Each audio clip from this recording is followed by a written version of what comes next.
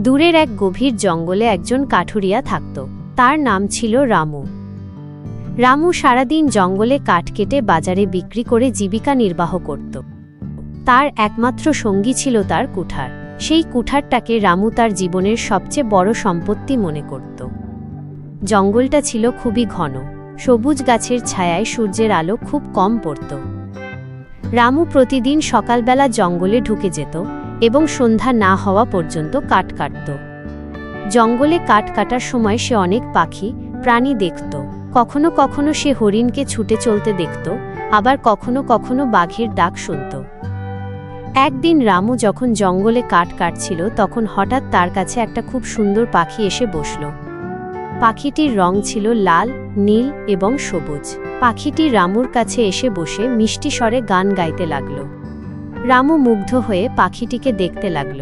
পাখিটি গান গাইতে গাইতে রামুর কাছে এসে বলল, হে কাঠুরিয়া, তুমি কেন এত কষ্ট করে কাঠ কাটছ? এই জঙ্গলের প্রতিটি গাছেরই জীবন আছে, তুমি গাছ কেটে তাদেরকে মারছ।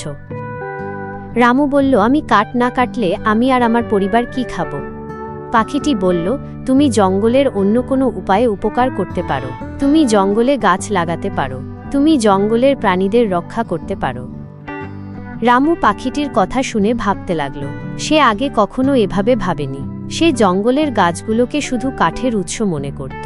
কিন্তু পাখিটির কথা শুনে তার মনে অনেক পরিবর্তন হয়ে গেল।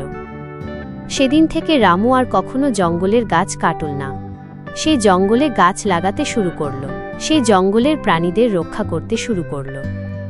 রামুর এই পরিবর্তন দেখে জঙ্গলের সব প্রাণী খুশি হয়ে উঠল।